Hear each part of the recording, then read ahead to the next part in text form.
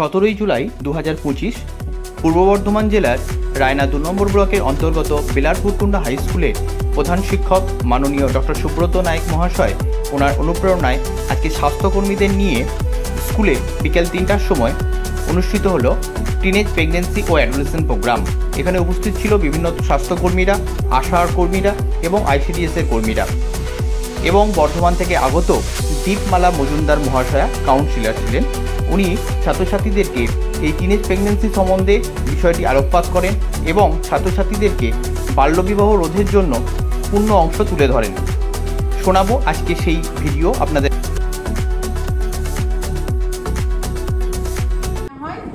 19 থেকে 20% মানে একটা গ্রামে যদি মানে 100টা লোক বাস করে তার মধ্যে 19 এবং 20 জন হলো অ্যাডোলেসেন্ট, এটা ধরে নেওয়া হয়। তাহলে নেহাত সংখ্যাটা কম নয় এবং তারা যেহেতু মাইনর, তারা তাদের চাওয়া পাওয়া, তাদের প্রতিবাদ এগুলো যেহেতু জোর গলায় বলতে পারে না অনেক ক্ষেত্রে, তাই জন্য তাদের প্রোটেকশনের জন্য বা তাদেরকে রক্ষা করার জন্য এই আইন প্রণয়ন করা হয়েছে, যাতে তারা বিভিন্ন রকমের যৌন হেনস্থা এবং শারীরিক নিগ্রহ এবং মানসিক নিগ্রহের হাত থেকে নিজেকে রক্ষা করতে পারে। তো এগুলো কিন্তু জেনে রাখা দরকার। তাহলে যদি একটি ছেলে বা মেয়ে যে কিনা 18 বছরের নিচে সে যদি বৈবাহিক সম্পর্কে আবদ্ধ হয়, তাহলে হতেই পারে যে সে পস্কো আইনে অ্যারেস্টেড হবে। সেক্ষেত্রে তাকে জুভেনাইল মানে অ্যাক্টে তাকে অ্যারেস্ট করা হবে। সুতরাং এগুলো আইনের দিকটা আমি বলে রাখলাম।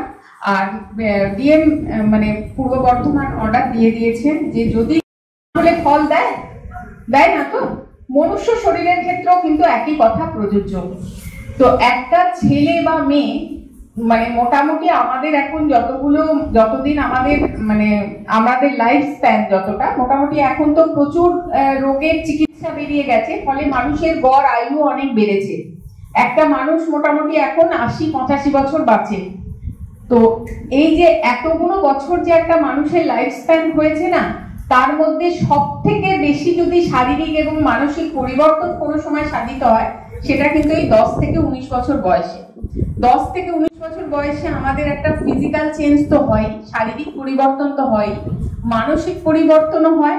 এবং শুধু তাই নয়, এই 10 থেকে 19 বছরের মধ্যেই সে কিন্তু ছেলে এবং মেয়েটি সে তার স্কুলের গণ্ডিও কিন্তু কি করে শেষ করে, এবং স্কুলের গণ্ডি শেষ করে সে কলেজে যাবে, সে কি নিয়ে পড়াশোনা করবে সেটাও কিন্তু অনেকাংশে ডিসাইড হয়ে যায় এই 10 থেকে 19 বছরের মধ্যে। শারীরিক পরিবর্তন তার কমপ্লিটলি সাধিত না হলেও মানে মোটামুটি 70% তার শারীরিক পরিবর্তন হয়, এবং মানসিক পরিবর্তন এবং সে মেন্টালিটির দিক থেকে কেমন হবে, সে খুব রাগী মানুষ হবে না ঠান্ডা মাথা হবে, না সে খুব হিংস্র হবে, না খুব নরম স্বভাবের হবে, মোটামুটি একটা স্ট্রাকচার ধাঁচা আমরা এই বয়সে পাই। তো এই কারণে এই সময়টা, তাহলে যদি আমি এক কথায় বলি, এই সময়টা কিন্তু আমাদের নিজেদেরকে গড়ার টাইম, তাই না? এই সময়টা আমরা নিজেদেরকে তৈরি করতে পারি through education, through physical, through mental. তো এই সময় যদি একটি ছেলে এবং মেয়ে বৈবাহিক জীবনে চলে যায়, তাহলে কিন্তু তার সব দিক থেকেই সে বঞ্চিত হয়ে গেল। মেয়েদের ক্ষেত্রে আমি বলি, মেয়েরা যারা কন্যাশ্রী পাও, তো কন্যাশ্রী বেনিফিশিয়ারি আছে তো এখানে ক্লাস 8 থেকে যারা আছে, কন্যাশ্রীর প্রথম ক্রাইটেরিয়াই হলো মেয়েটিকে কি হতে হবে, অবিবাহিত হতে হবে, তাই না? যে কন্যাশ্রী সে পেত, যখনই মেয়েটা বিবাহিত হয়ে যাবে সে কন্যাশ্রী থেকে সে বঞ্চিত হবে, তাই তো? এছাড়া রূপশ্রী আছে, K1, K2, K3, মানে কন্যাশ্রী অ্যাকচুয়ালি বিশ্ববিদ্যালয় লেভেল পর্যন্ত কন্যাশ্রী দেওয়া হয়, কিন্তু আমাদের দুর্ভাগ্য আমাদের ব্লকে বিশ্ববিদ্যালয় লেভেলের কন্যাশ্রী বোধহয় বিগত কয়েক বছরে মানে যিনি আছেন কন্যাশ্রী তিনি বোধহয় দিতে পারেননি, মানে তার আগেই ম্যাক্সিমাম মেয়ের বিয়ে হয়ে যাচ্ছে। তো এগুলো কিন্তু মাথায় রাখতে হবে যে আমি যে সরকারি সুবিধাগুলো পেতাম, যে বেনিফিট গুলো পেতাম, সেগুলো থেকেও আমি বঞ্চিত হব। এবার প্রশ্ন হচ্ছে, একটা 10, 15 বা 16, 17 বা যাই বলি, একটা 13, 14 এরকম বয়সের মেয়েদেরও আমরা প্রচুর, আমাদের হসপিটালে 9 তারিখে একটা ক্লিনিক হয় যেটা আমাদের হাইরিক্স মাদার ক্লিনিক। তাতে আমরা বিগত আজকে 1-1.5 বছর আমাদের যদি 90টা মা আসে, তার মধ্যে 43-44টা মা আমরা টিনেজ মাদার পাচ্ছি, যেটা কিন্তু সাংঘাতিক হাইরিক্স অবস্থায় দাঁড়িয়ে আছি আমরা। তো এরকম যদি আমরা দেখতে থাকি যে এরকম আস্তে আস্তে টিনেজ মাদারের সংখ্যা যদি বাড়তে থাকে, তাহলে কিন্তু আমাদের বলা যেতে পারে আমাদের আস্তে আস্তে পুরো জাতি ভেঙে পড়বে। হয়, যদি এই কম বয়সী ছেলে এবং মেয়ে যাদের বয়স কিনা 18 বছরের নিচে, তারা যদি কেউ নিজেরা বৈবাহিক সম্পর্কে আবদ্ধ হয় তাহলে কিন্তু তারা অ্যারেস্টেড হবে এবং সেক্ষেত্রে সেই ব্লকের সংশ্লিষ্ট ব্লকের বিডিওকে এবং সিডিপিওকে, যিনি আমাদের আইসিডিএস দেখেন, তাকে অর্ডার দেওয়া আছে। তিনি রীতিমতো পুলিশ ফোর্সকে ব্যবহার করে সেই ছেলে এবং মেয়েটিকে তুলে আনতে পারেন এবং তাদেরকে সরকারি হোমেতে পাঠাতে পারেন। এটা জেনে রাখো, তোমাদের জেনে রাখা দরকার। এবং যদি সেই পরিবারের কেউ, মানে সেই ছেলে এবং মেয়েটির পরিবারের কেউ যদি তাদের নামে, কোনো ছেলের নামে বা ছেলেটির পরিবার মেয়েটির পরিবারের নামে যদি এই অভিযোগ করে যে আমার ছেলে বা মেয়েকে ইচ্ছার বিরুদ্ধে এই বিবাহ দেওয়া হয়েছে, তাহলে ছেলে এবং মেয়েটিও কিন্তু পস্কো আইনের আওতায় আসবে। আমি পস্কো আইনটা একটু বলে দিই, protection for children sexual harassment, ঠিক আছে? অর্থাৎ কোনো একটি বাচ্চা ছেলে বা মেয়ে, এই আইন প্রণয়ন হয়েছিল 2010। কারণ যেহেতু আমাদের মাইনর গোষ্ঠী বাচ্চারা, আমাদের মোটামুটি অ্যাডোলেশন যতজন থাকে তার মধ্যে আমরা মানে যতজন আমাদের পপুলেশন থাকে তার মধ্যে অ্যাডোলেশন ধরে নেওয়া হয় 19 থেকে 20%। মানে একটা গ্রামে যদি মানে 100টা লোক বাস করে তার মধ্যে 19 এবং 20 জন হলো অ্যাডোলেশন, এটা ধরে নেওয়া হয়। তাহলে নেহাত সংখ্যাটা কম নয়। এবং তারা যেহেতু মাইনর, তারা তাদের চাওয়া পাওয়া, তাদের প্রতিবাদ, এগুলো যেহেতু জোর গলায় বলতে পারে না অনেক ক্ষেত্রে, তাই জন্য তাদের প্রোটেকশনের জন্য বা তাদেরকে রক্ষা করার জন্য এই আইন প্রণয়ন করা হয়েছে, যাতে তারা বিভিন্ন রকমের যৌন হেনস্থা এবং শারীরিক নিগ্রহ এবং মানসিক নিগ্রহের হাত থেকে নিজেকে রক্ষা করতে পারে। তো এগুলো কিন্তু জেনে রাখা দরকার। তাহলে যদি একটি ছেলে বা মেয়ে যে কিনা 18 বছরের নিচে, সে যদি বৈবাহিক সম্পর্কে আবদ্ধ হয় তাহলে হতেই পারে যে সে পস্কো আইনে অ্যারেস্টেড হবে। সেক্ষেত্রে তাকে জুভেনাইল মানে অ্যাক্টে তাকে অ্যারেস্ট করা হবে।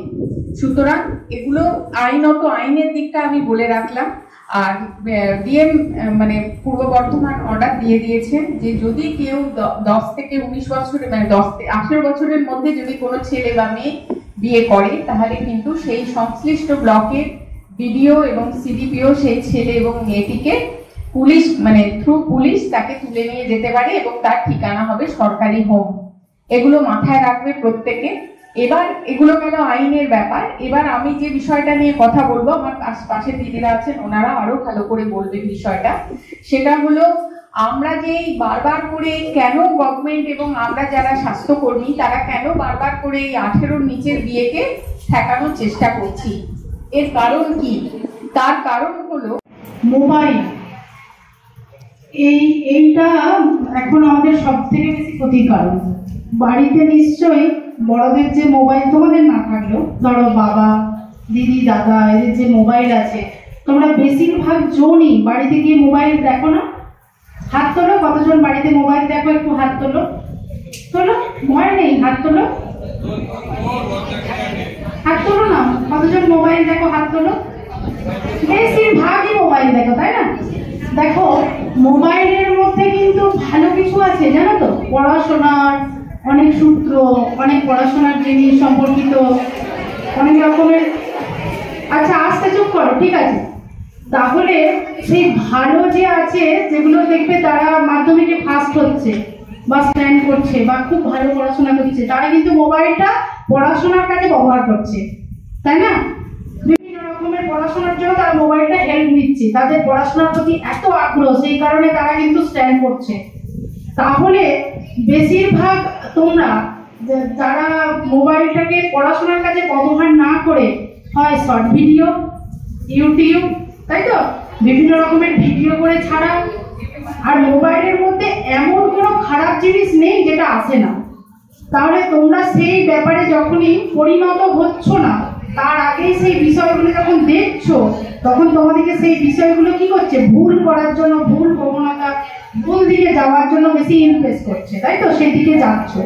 সেই কারণে প্রত্যেকের কাছে আমার অনুরোধ, তোমরা অযথা মোবাইল দেখো না।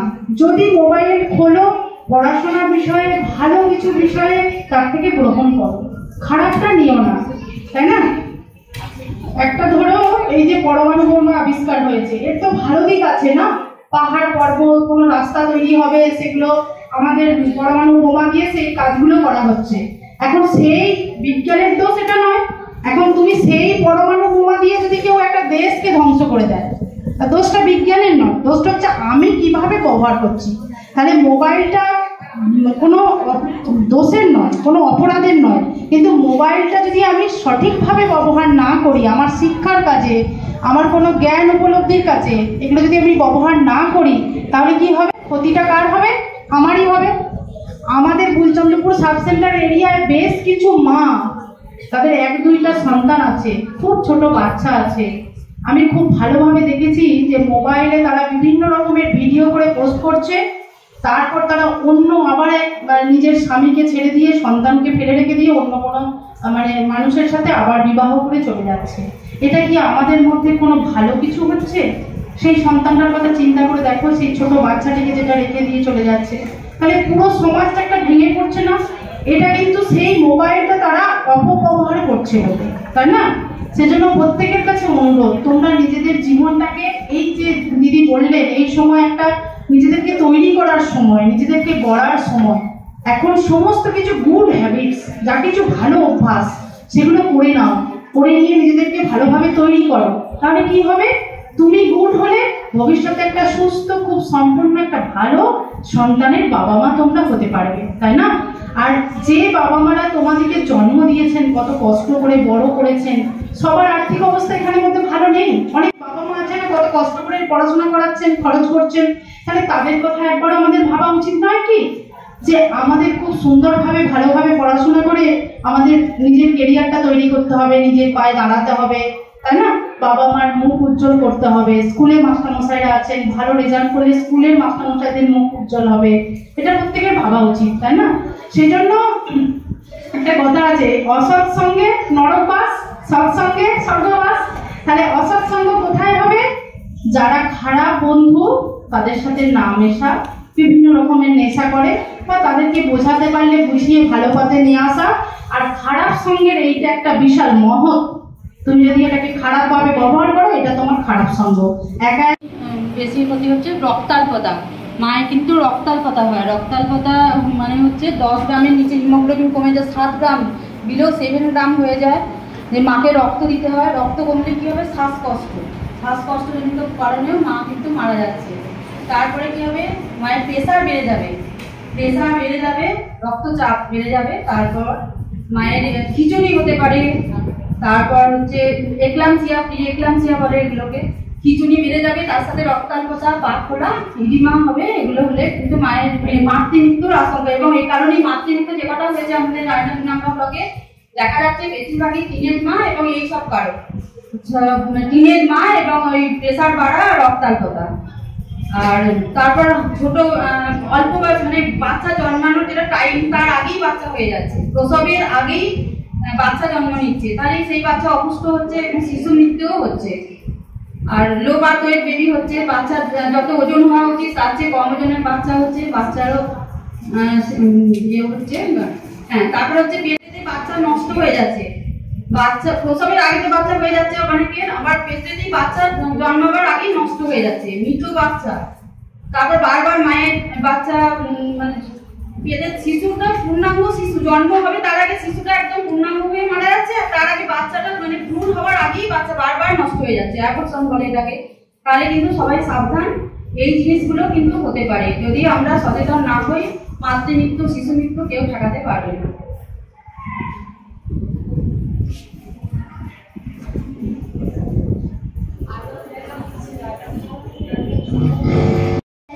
আজকে আমাদের স্যার ম্যাডামরা বা যিনিরা যারা এসেছেন, তারা আমাদের এইটাই বোঝাতে চেয়েছেন যে আমরা যতদূর পারবো, মানে আমাদের 18 বছর আগে তো বিয়ে করা চলবেই না, আমরা তারপরে যতদূর পারবো ততদূর যেন পড়াশোনা চালিয়ে যেতে পারি, আমরা যেন নিজেদের পায়ে দাঁড়াতে পারি, আমরা যেন কারোদের উপর নির্ভরশীল হয়ে না থাকি।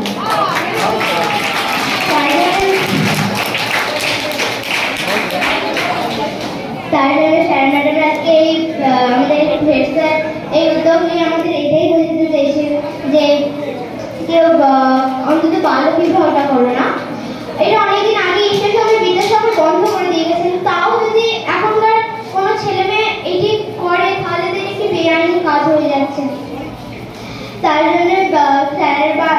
যারা যিনি এসেছেন তারা বারণ করছেন কেউ যেন না করে। এবং আজকে যে সরকার মানে আমাদের এখন স্কুলে ভর্তি বা পড়ছি, সেখানে আমাদের তো কোনো টাকা পয়সা লাগছেই না পড়াশোনা, আর আমরা যে কন্যাশ্রী পাচ্ছি সেটাও আমরা বঞ্চিত হয়ে যাচ্ছি যদি আমরা